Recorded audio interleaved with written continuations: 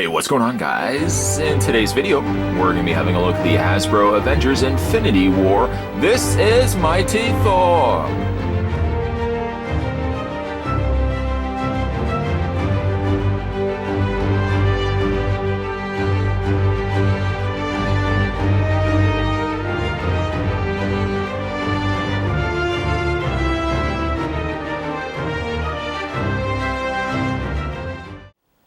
So Thor comes with stuff, but before we have a look at the stuff that comes included with him, let's figure out how tall he is. The tape measure next to him tells us that this figure stands at 6 inches in height. Talking now about the stuff that he comes included with, he comes now with his axe. The axe is really nicely done. Looks like cast in a slightly softer brown plastic, and perhaps painted in the blade portion of said I'm so used to saying hammer, said axe. What's nice is they added this translucent blue plastic on the outer area of the blade, which has all this electricity running across the actual surface of the blade. And it looks pretty cool. Then he comes with his Infinity Stone. In this case, it's blue rather than the other ones that we've looked at. I'll show you where we've left off so far on those.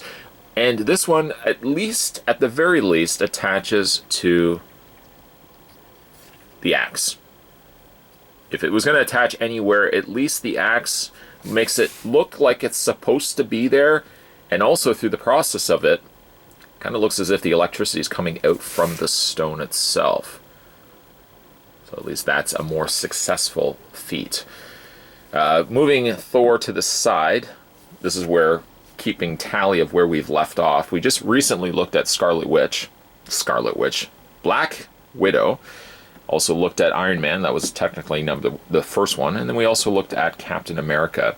Let's have a look at all the stones as well. Iron Man had the green stone, and you'll notice all the symbols are different from one another. We'll go ahead and take Captain America's off. Yes, the very dreaded pineapple candy flavored gemstone in yellow. Black Widow's was pink. Probably could have given her another color, not just simply because she's a girl. Girls love other colors besides pink. She had a pink one versus Cap's. And now we have Thor's blue.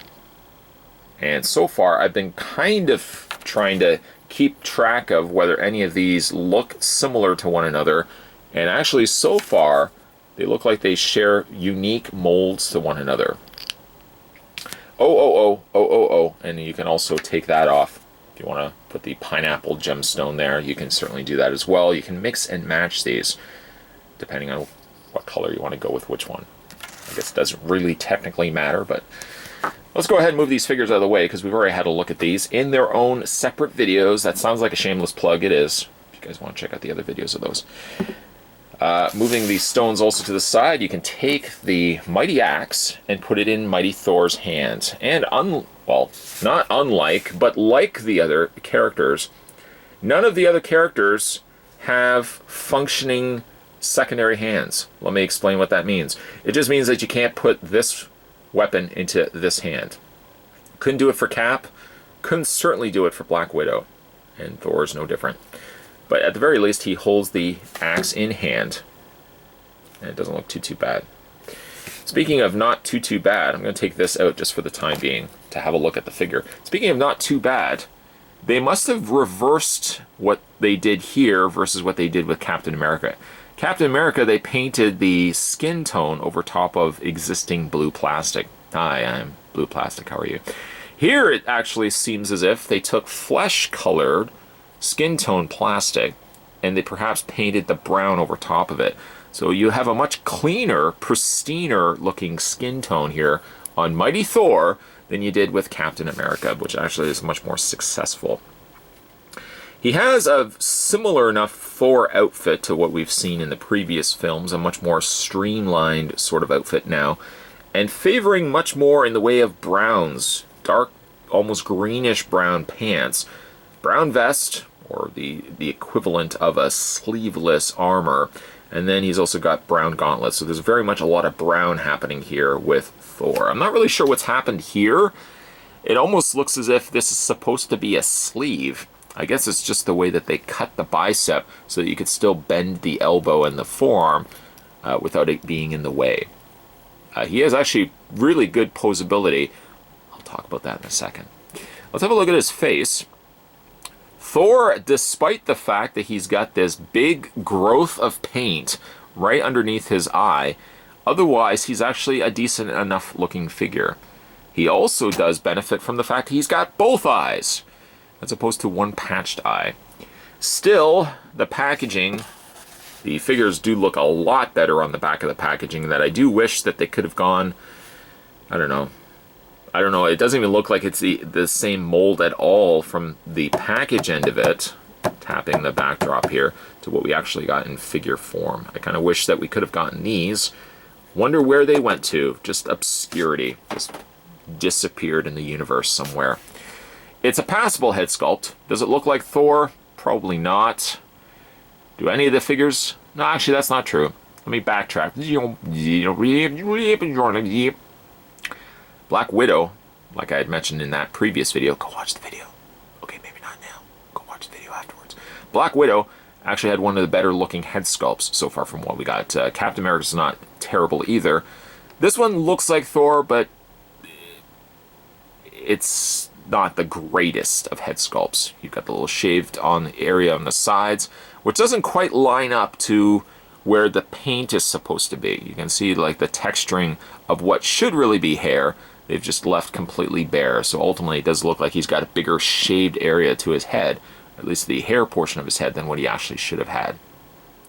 But all around, not a bad, not a terrible looking figure. Let's talk about his posability. His head rotates all the way around. Arms hinge outward. Like I said, a very, very easy to move joint on the arms. You can rotate them all the way around. He's got the hinge in the elbow, which also allows the forearms to rotate. And sadly, nothing in the hands. I guess by this point of the game, you probably know that there's no wrist articulation. But let me just reinstate that. He has no wrist articulation. Nothing also in the waist. However, his leg, yeah, you guessed it, his legs are going to go like this. The other way too, the other way too. And the other way too. Yes. Peg holes on the undersides of his feet. They don't really come with display stands though. I often wonder why figures have peg holes on the undersides of their feet if vehicles are never intended, stands are never intended, or really anything else that would require you to attach said figure to some place. The figure stands perfectly fine, but I can't help but wonder why they would put peg holes on the undersides of the feet if display stands were never their real intention. For final looks, we're going to go ahead and put his axe back into his one hand. Pry the hand open, and probably easiest to do that. And then we can go ahead and take the Infinity Stone and attach it once again to the hammer.